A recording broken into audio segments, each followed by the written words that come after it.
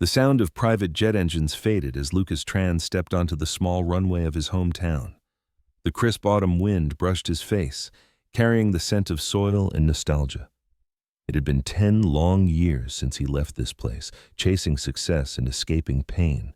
Now he returned a millionaire, handsome, powerful, respected, but carrying a hollow heart. Inside his sleek car, his assistant congratulated him on closing $1 billion deal in Singapore. Lucas nodded, but his mind drifted elsewhere.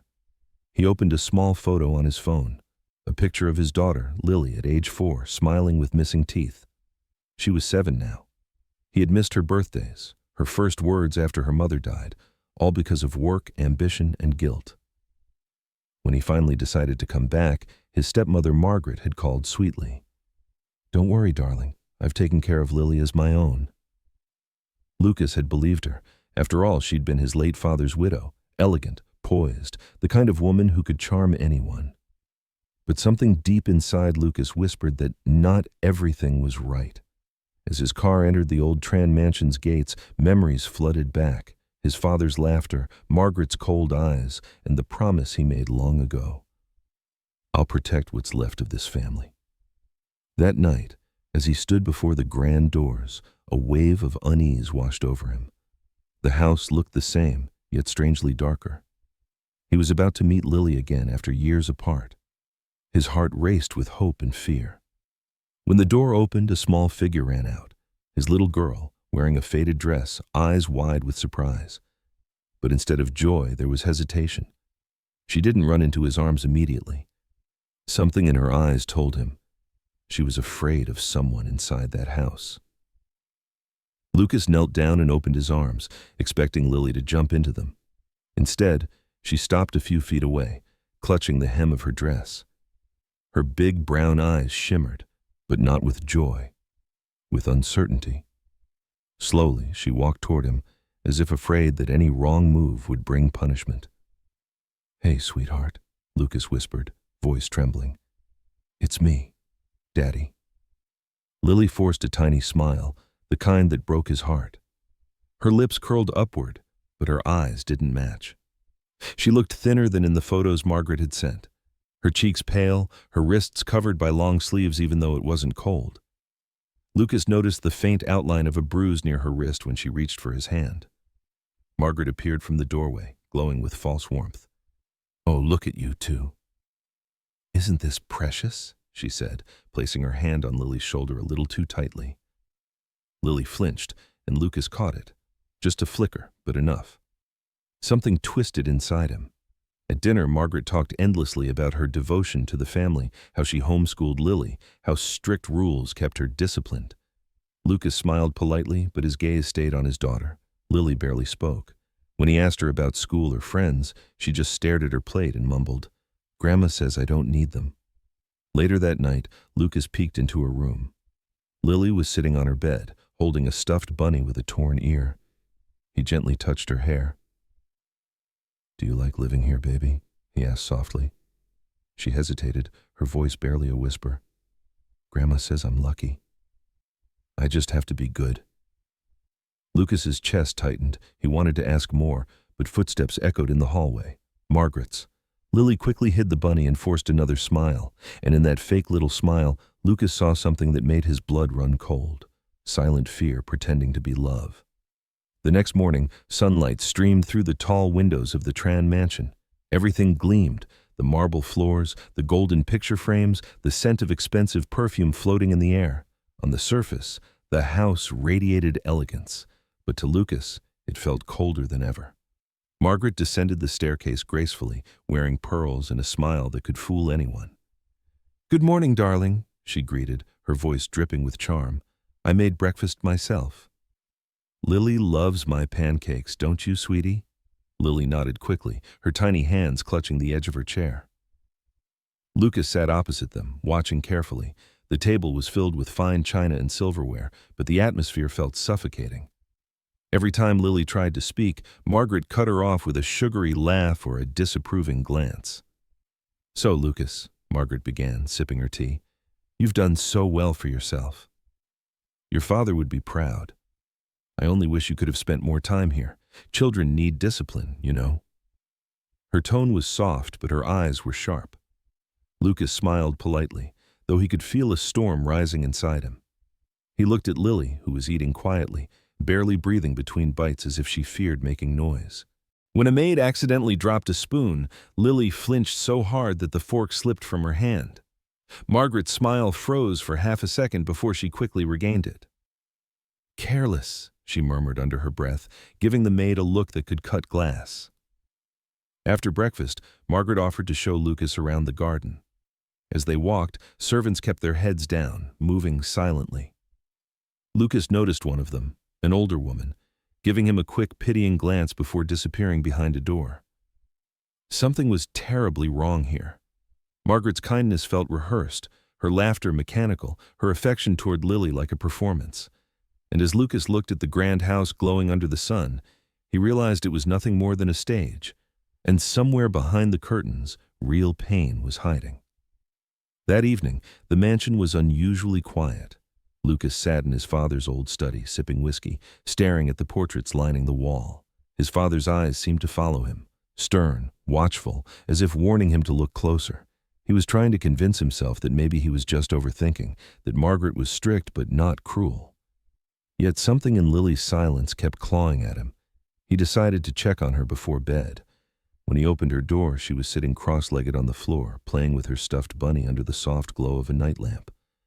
She smiled shyly when she saw him, and for a moment, everything looked peaceful. But then he noticed her sleeve sliding down slightly as she reached for the toy. A faint, yellowish bruise peeked through. Lucas froze. "Lily," he said gently, "what happened to your arm?" Her smile vanished. She quickly pulled her sleeve down. I fell off the stairs," she whispered. He knelt beside her. "Does it hurt?" She shook her head, but her lip trembled. "Grandma said it's my fault." "I was clumsy." Lucas felt something hot rise in his chest. Anger, confusion, disbelief. He kissed her forehead softly, forcing a calm tone.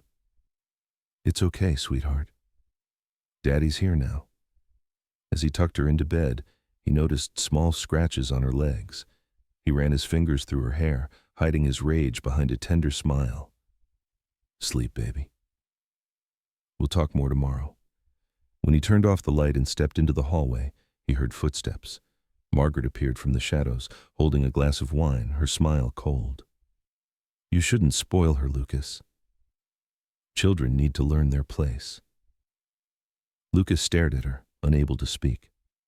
And in that chilling moment, he finally realized the monster he feared might already be living inside his own home. Lucas didn't sleep that night. He sat in the dark study, his fists clenched, eyes fixed on the window where the moonlight spilled across the floor. The image of Lily's bruised arm haunted him. Every time he closed his eyes, he saw her trembling smile, her whisper, "Grandma said it's my fault." By morning, his mind was made up. He needed proof. Confronting Margaret without evidence would only backfire. She was too clever, too manipulative. The town adored her. She hosted charity galas, donated to orphanages, and maintained a perfect image. No one would believe Lucas without something solid. So he decided to install hidden cameras, small, discreet devices placed around the mansion. He pretended it was for security upgrades. Margaret smiled when he mentioned it. "Of course, dear," she said sweetly. "This house deserves the best protection." Protection. The word tasted bitter in his mouth. While the staff were busy in the kitchen, Lucas quietly positioned cameras in key spots: the hallway near Lily's room, the staircase, and the living area. He even slipped one behind a bookshelf in the nursery, facing Lily's play area. 2 days later, he returned to the city for business. Outwardly, everything seemed normal, but his phone was now connected to the live feeds from those cameras. Late one night, during a luxury gala downtown, Lucas's phone buzzed with a motion alert from the mansion. He excused himself, stepping into a quiet corridor. The screen loaded slowly, then came into focus. Lily was on the floor, crying softly, clutching her bunny. Margaret's voice thundered from off-screen. "You ungrateful little brat!" Lucas's breath caught. Margaret appeared, her face twisted with rage. She struck the child, shouting words that pierced through his soul. The glass in Lucas's hand shattered as his fingers tightened. He couldn't believe what he was seeing, his own stepmother turning into a monster before his eyes. Lucas stared at the screen, frozen. The music from the gala faded into nothing but distant noise. All he could hear was the faint sound of his daughter's sobs through the phone speaker. Margaret grabbed Lily by the hair, forcing her to stand. "Say you're sorry!" she screamed, slapping the child again and again. Lily's small voice broke through the horror. "I'm sorry, Grandma. Please, I'll be good." Lucas's heart shattered. His chest felt tight, like someone was crushing it with bare hands. Rage and disbelief collided inside him, leaving him trembling. People nearby looked at him strangely, but he didn't care. His world had stopped moving. He left the gala, stumbled into the cold night, and sat in his car, shaking uncontrollably. He replayed the footage, his eyes burning with tears. This wasn't a one-time act. There were multiple clips. Margaret locking Lily in a dark closet, forcing her to kneel for hours, denying her food. It wasn't discipline. It was torture. Each second stabbed deeper into his soul. The woman who had raised him after his father's death, the one he once called mother, had become something monstrous. He couldn't understand how such cruelty could hide behind such elegance. Lucas gripped the steering wheel until his knuckles turned white. He wanted to drive straight home, break down the door, and drag Margaret out by her hair. But logic whispered in the back of his mind. If he confronted her now, she would destroy the evidence and make Lily suffer more. He needed a plan, not an explosion. Tears rolled down his face as he whispered into the darkness, "I swear, Lily, no one will ever hurt you again." He sent copies of the footage to a private drive, locked it behind layers of encryption, and leaned back, staring at the ceiling. And as the screen went black, Lucas realized he wasn't just watching abuse. He was watching pure evil unfold inside his own family. 2 days later, Margaret appeared on every local magazine cover. The Angel of Tran Foundation. She stood on stage, surrounded by flashing cameras, smiling with perfect grace. The event was another charity gala, this one promoting child education and protection. The irony burned through Lucas's veins. He watched from a distance, standing near the back of the ballroom, hidden behind the crowd. Her words echoed through the speakers. Every child deserves love, safety, and guidance. The audience applauded, unaware that her own granddaughter was living through nightmares inside the same house she bragged about. Lucas's jaw clenched so tight it hurt. He studied every gesture, every smile. Margaret was a master actress. Kind eyes, gentle voice, even a tear when she spoke about neglected children. The world saw an angel. Only he had seen the demon behind the curtain. After the event, reporters surrounded her, asking about her inspirational parenting. Margaret laughed softly. "Oh, I just do what any loving grandmother would. My Lily is the light of my life." Lucas almost stepped forward, but he stopped himself. Not yet. Not without a plan. He walked away before his fury gave him away. Outside, cold rain began to fall, soaking his suit, but he didn't care. He looked up at the gray sky and swore silently that the world would see the truth in her own spotlight. Later that night, he watched the new footage. Margaret was in Lily's room again, shouting because the girl had spilled water. "You embarrassed me," she hissed, slapping the child's face. Lucas turned off the screen, fists trembling. He began gathering every clip, organizing dates and times. The evidence was mounting, a storm waiting to break. And as he stared at Margaret's smiling face on a magazine cover beside him, Lucas knew, soon that same smile would destroy her. Lucas returned to the mansion under the guise of taking time off work. Margaret welcomed him with her usual sugary charm, unaware that every smile only fueled his disgust. He spent the next days quietly observing, collecting fragments of truth hidden behind fear. He started with the servants. Most of them had worked for the family for years, but their eyes told stories they dared not speak. When Lucas casually mentioned Lily's behavior, they froze. One maid, a middle-aged woman named Anna, looked down and whispered, "She's a good child, sir. She just tries not to cry too loudly." That single sentence pierced through him like a knife. At night, Lucas walked through the corridors, pretending to admire the old paintings. Behind the walls, he could almost hear echoes of Lily's soft sobs. Every sound made his chest tighten. He noticed how the maids avoided Margaret's gaze, how they tensed when she entered a room. Later, he visited Lily's school records, homeschooling, all handled by Margaret. There were no outside teachers, no reports, nothing official. She had kept the child completely isolated. Lucas met the family's gardener, an old man who once worked for his father. The man hesitated, glancing around before whispering, "Mr. Tran, forgive me, but the little girl, sometimes she has bruises. We wanted to tell you, but Madam, she said she'd fire us if we interfered." Lucas thanked him quietly, his hands shaking. The pieces were coming together: fear, silence, control. Margaret ruled through intimidation, hiding her cruelty behind wealth and influence. That evening, Lucas sat alone in his car, replaying everything. The truth was heavier than he imagined, but he wasn't done yet. He needed one undeniable moment, something that would expose her beyond denial. And as he looked back at the glowing windows of the mansion, he swore, the next time Margaret hurt Lily, the whole world would see it happen. It was a quiet Sunday afternoon. The rain tapped softly against the windows while Lucas worked in the study, reviewing business emails he could hardly focus on. Every few minutes, he caught himself staring at the camera feeds instead. Lily was in her room, coloring quietly at her little desk. Margaret was gone to her charity meeting, the perfect moment of peace. Lucas decided to visit his daughter.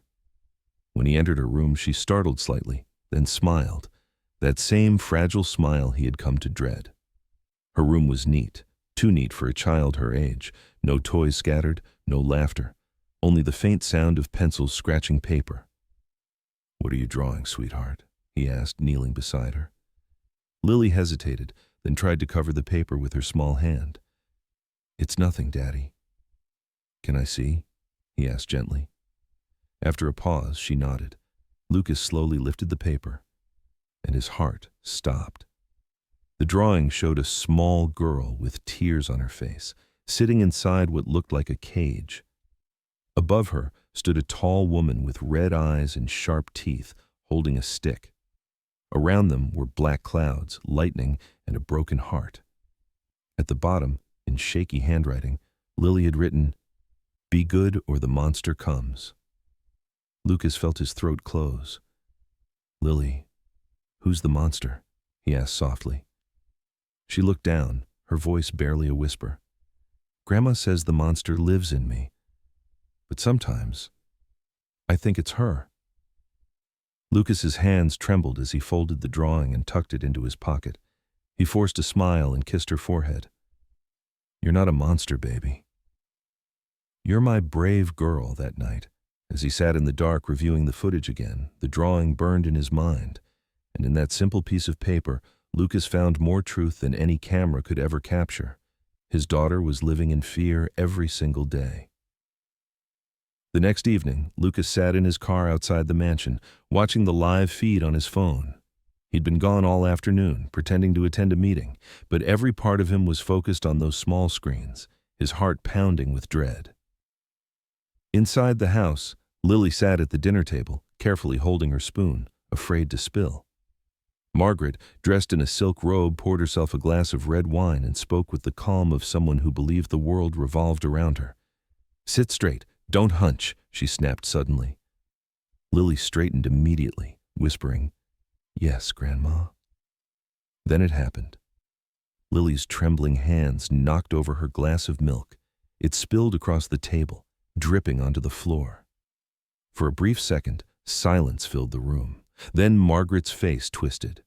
"You useless little brat," she shouted, slapping the child so hard that the sound echoed through the speakers. Lily cried, trying to clean the mess with her small hands, but Margaret shoved her again. Lucas's breathing quickened, his vision blurred with rage. He wanted to tear through the screen, to destroy everything between him and his daughter. He gripped the steering wheel until veins popped on his hands. His driver, who had seen the live feed too, whispered, "Sir, please, call the police." Lucas's voice was low, trembling. "No, not yet. She's digging her own grave. I'll end this the right way." He closed his eyes, forcing himself to breathe. Every instinct screamed to act, but reason told him to wait for the perfect moment, the moment that would expose her publicly, leaving her nowhere to hide. He pressed record on his phone, saving every second, and as he watched his daughter's tears fall onto the cold marble floor, Lucas swore through clenched teeth.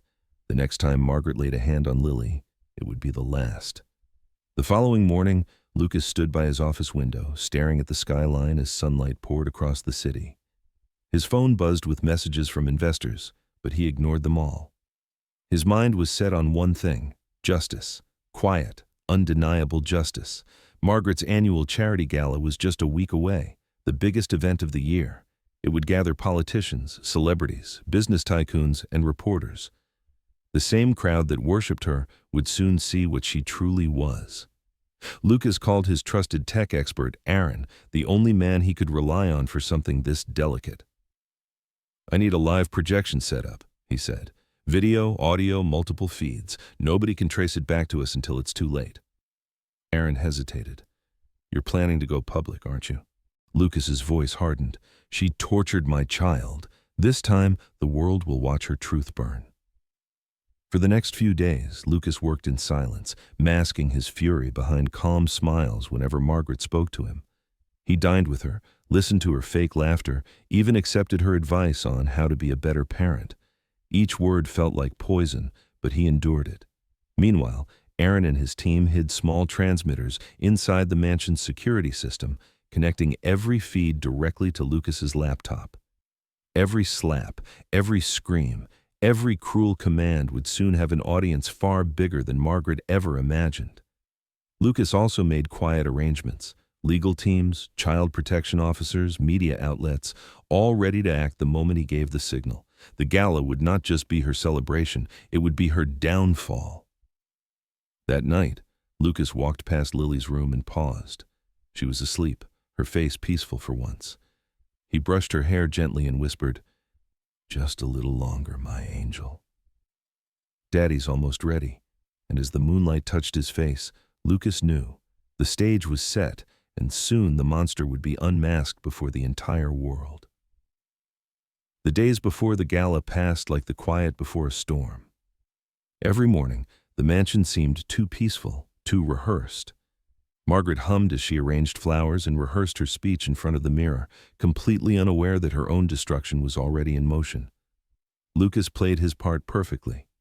He complimented her plans, offered to sponsor the event, even smiled when she bragged about how the whole city admires my work. Each fake grin he gave her felt like swallowing glass, but patience was his greatest weapon now. At night, Lucas spent hours double-checking everything with Aaron: the footage, the timing, the backup files. Every video clip was encrypted, ready to stream on every screen at the gala hall. He wasn't just going to expose her, he was going to make sure no one could ever erase the truth again. One evening, as Lucas sat on Lily's bed, she looked up at him with her wide, innocent eyes. "Daddy, are you sad?" she asked softly. He forced a smile. "No, sweetheart. Just thinking." She hugged him tightly, resting her head on his chest. "Grandma said I have to be perfect at the party, but I don't want to go." Lucas's heart cracked. He kissed her forehead. "You won't have to pretend anymore. I promise." Her little voice trembled. "Daddy, please don't make her mad again." He froze, his throat tight. "I won't, baby. Not this time." After she fell asleep, Lucas lingered by her side, watching her breathe. The house was silent except for the faint ticking of the clock. In that stillness, his resolve turned into steel. The gala wasn't just about revenge. It was about setting his daughter free. And as the dawn light crept through the curtains, Lucas whispered to himself, "Tomorrow, the world will finally see who she really is." The night of the gala arrived, wrapped in gold and glamour. Expensive cars lined up outside the grand ballroom, the air filled with the scent of perfume and greed. Cameras flashed endlessly as reporters called out Margaret's name. "Mrs. Tran, over here, one smile, please." She stepped onto the red carpet, radiant in a silver gown, dripping with diamonds. Her arm looped gracefully through Lucas's as if they were the perfect family. "Smile, dear," she whispered through clenched teeth. "The world is watching." Lucas obeyed, his expression calm, concealing the storm raging within him. Inside, the chandeliers glittered like frozen stars. Waiters in white gloves served champagne as soft music played. Every elite guest in the city was there, politicians, CEOs, even child welfare advocates. Margaret floated among them, charming everyone effortlessly.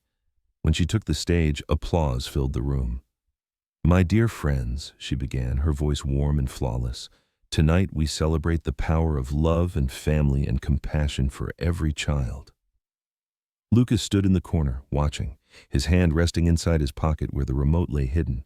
The words love and compassion felt like acid on his skin. He looked around. Every screen, every projector, every eye would soon see what he had seen. As the applause died down, Margaret continued, "I dedicate this night to my precious granddaughter, Lily. She's my joy, my reason to live." Lucas's chest burned. His jaw tightened. Aaron's voice echoed through his earpiece. "Everything's ready, boss.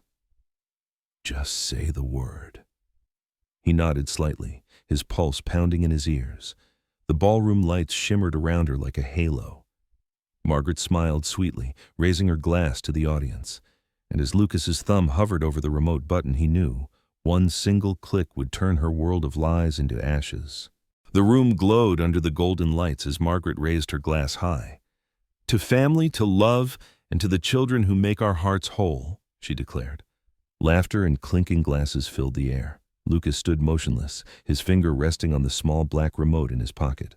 His heart pounded, each beat louder than the music. He took one slow breath, exhaled, and pressed the button. The chandeliers flickered. The giant screen behind Margaret's stage blinked to life. At first, guests assumed it was part of the event, a video tribute perhaps. But within seconds, the illusion shattered. Static cleared, and a familiar living room appeared. Margaret's voice echoed through the speakers, cold and venomous. "You worthless little girl! Look at what you've done!"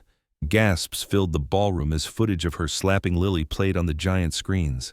The elegant crowd froze, wine glasses suspended mid-air. Margaret turned, confusion twisting her features. What is this?" she stammered, glancing toward the technicians. No one moved.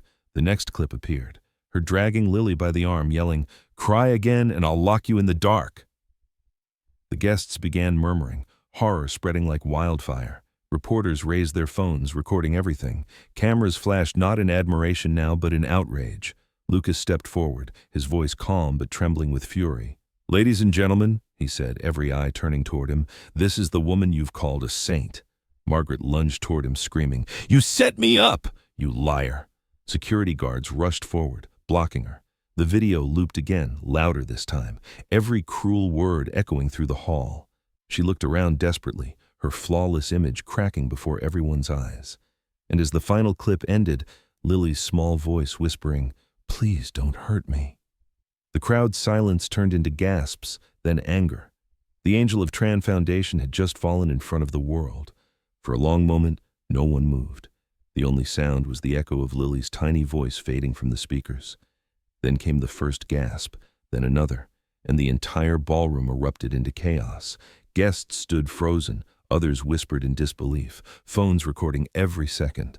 The reporters who once praised Margaret now shouted questions at her like vultures circling a carcass. "Mrs. Tran, is that your granddaughter in the video? Did you abuse her? Was this all a lie?" Margaret's face drained of color. She stumbled backward, her perfect posture crumbling. "Those videos are fake," she screamed, her voice cracking. He doctored them. He's trying to ruin me." But no one believed her. The fear and cruelty in her eyes on the screen told the truth louder than any words she could say. Lucas stood calmly before her, his gaze sharp as steel. "You've fooled everyone long enough," he said, his tone steady but cold. "But not anymore." She lunged toward him, her manicured hands shaking. "You ungrateful boy. After everything I did for you," Lucas stepped back, his voice rising, You tortured my daughter, the only family I have left."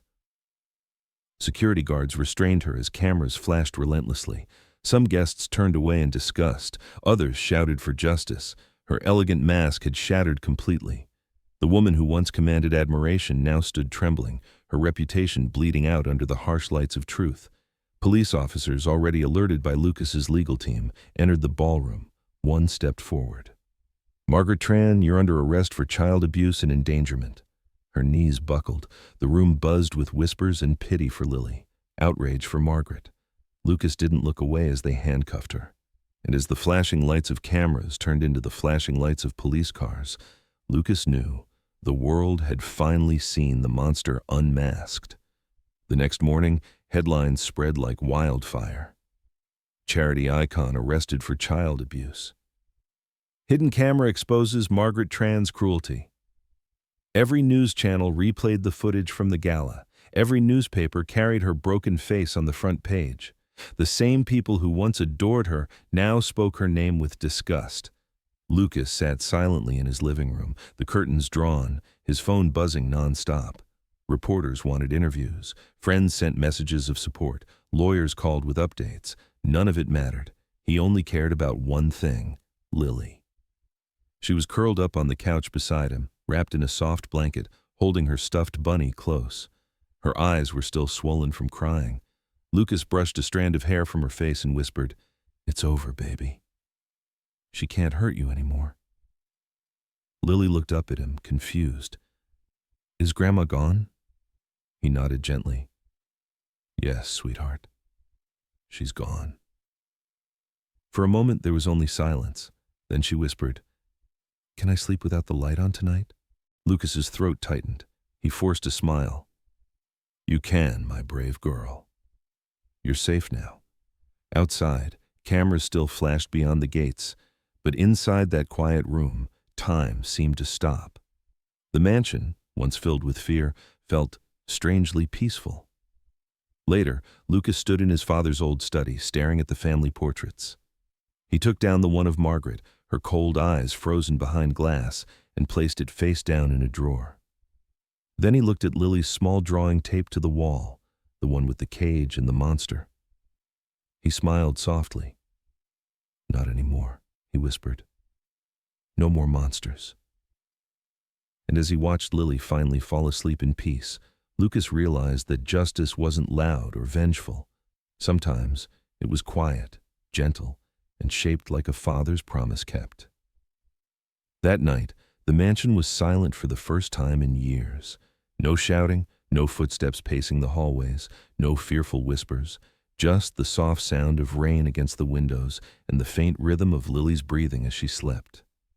Lucas sat beside her bed, unable to move, watching his little girl finally resting without fear. The moonlight touched her face, and he saw how small she really was. So fragile, yet so brave. Every scar, every bruise she carried told a story he wished he could erase. He brushed her hair back gently, whispering, "You're safe now, my angel. No one will ever hurt you again."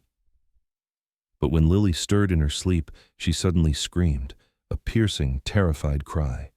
"No, please don't lock me in there." Her tiny hands clutched the blanket, shaking uncontrollably. Lucas's heart broke. He wrapped his arms around her, holding her close until her sobs slowed. "It's just a dream, baby. Daddy's here. I'm not going anywhere." Her voice trembled. "Do you promise?"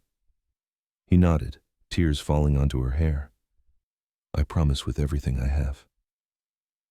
After she drifted back to sleep, Lucas sat in the darkness, his mind replaying every image from those cursed videos. Guilt crushed him. He had been gone for years, chasing money, chasing success, while his daughter was suffering alone under his own roof. He whispered into the silence, "I should have been here. I should have protected you outside." The rain turned heavier, washing the dust off the mansion's stone walls. It felt like the house itself was trying to cleanse the pain that had lived inside it for too long. And as dawn began to rise, Lucas realized redemption doesn't erase the past. It begins when you finally choose to stay and love with everything you have left. Days passed slowly after Margaret's arrest. The mansion felt emptier, yet lighter, as if it could finally breathe again. Lucas spent his days rebuilding a routine for Lily, making pancakes in the mornings, reading bedtime stories at night. For the first time in years, laughter began to return to the halls. But even in those quiet moments of peace, a question still lingered in his mind. How had it gone so far without anyone stopping it? One afternoon, while cleaning his father's old study, Lucas opened the bottom drawer of the massive oak desk. Inside were stacks of dusty papers in a sealed envelope yellowed by time. The handwriting on the front stopped him cold.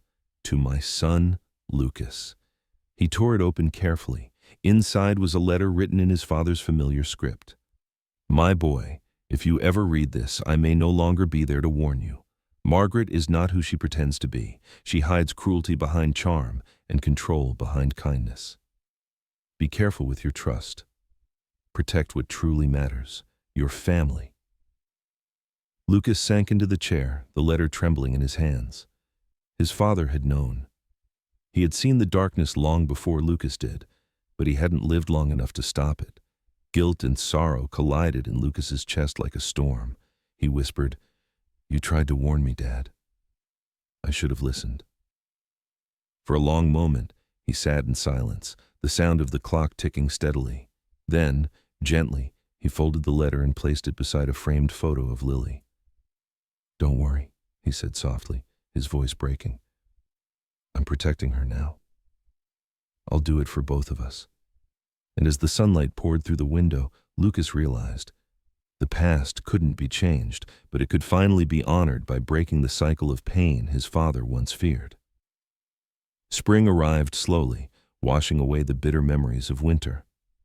The once dark mansion now smelled of fresh paint, sunlight, and blooming roses. Lucas had decided to transform the backyard, the same place Margaret once forbade Lily to play, into a garden of hope. Every day, he and Lily worked side by side, planting new life where pain once lived. Lily wore her favorite yellow dress, her small hands covered in soil. "Daddy," she said with a grin, "look, I planted one all by myself." Lucas smiled, kneeling beside her. "That's perfect, sweetheart. You have a gift." She looked up, her eyes bright. "Can we name it?" He nodded. "Let's call it the Brave Lily, just like you." Her laughter rang through the air, pure and unburdened. For the first time, her smile was real, not the forced, frightened one she used to wear. Lucas watched her twirl in the sunlight, and for a moment, the world felt right again. As they worked, neighbors began to visit. Some brought flowers, others brought apologies, for not noticing, for staying silent. Lucas accepted them quietly, knowing that healing didn't come from blame but from growth. By the end of the week, the garden was complete. Rows of daisies, roses, and white lilies surrounding a small marble bench.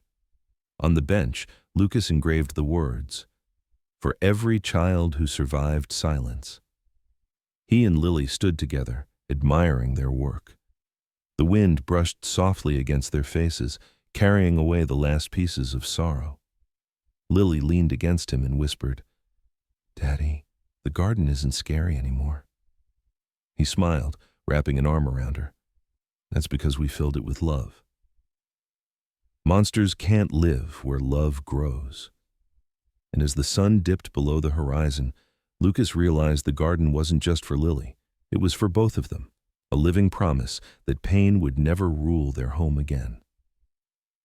A year later, the Tran mansion no longer looked like a house haunted by screams. It was filled with laughter, music, and the sound of a child's joy echoing through the halls. The darkness that once consumed its walls had been replaced with warmth, the warmth of love rebuilt from pain. Lucas stood at a podium in a bright sunlit hall downtown. Cameras flashed, but this time not for scandal, for hope. Behind him was a banner that read, "The Lily Foundation, protecting every child's tomorrow." It was named after his daughter, built from his promise. Reporters filled the room, but Lucas didn't feel nervous. He looked down at Lily, sitting proudly in the front row, wearing a white dress and holding her stuffed bunny. She smiled at him, a true smile, full of peace. He began to speak. A year ago, my world fell apart, but from that darkness came the greatest lesson of my life. Love is not measured by wealth or power, but by how fiercely we protect those who depend on us. The audience listened in silence. Lucas's voice wavered but didn't break. This foundation will make sure no child suffers in silence again. Because silence is the cruelest prison of all. After his speech, Lily ran up to the stage and hugged him tightly. "I'm proud of you, Daddy," she whispered. Lucas smiled, tears glistening in his eyes. "No, sweetheart. I'm proud of you. You gave me the courage to change." The crowd erupted into applause. Reporters captured the moment, a father and daughter united not by tragedy, but by triumph. As they walked outside, the sun broke through the clouds, golden light spilling across their faces. Lily looked up and said softly, "I'm not scared anymore." Lucas kissed her forehead, whispering, "You never have to be. You're safe now. Forever." And as the crowd cheered behind them, the man who once carried guilt and sorrow finally found peace, proof that even the deepest wounds can bloom into light. So that's how our story ends, a journey through pain, truth, and healing. And if you're still here with us right now, it means something in this story has touched your heart, even just a little. Maybe it reminded you that real strength isn't about power or wealth. It's about love, courage, and choosing to protect what truly matters. In the words of the Stoics, what stands in the way becomes the way. Every hardship, every tear, every dark night we face can become the path toward light if we choose not to give up. Like Lucas, sometimes we can't change the past, but we can heal it by standing up, by loving harder, and by becoming the person our loved ones can depend on. So tonight, take a deep breath and remember, even the deepest wounds can bloom into something beautiful. Let kindness guide you, let love make you brave, and let truth set you free. If this story moved you, please like, share, and subscribe, not just for us, but to keep spreading stories that remind us how powerful compassion and redemption can be. You never know whose heart might need this message tonight.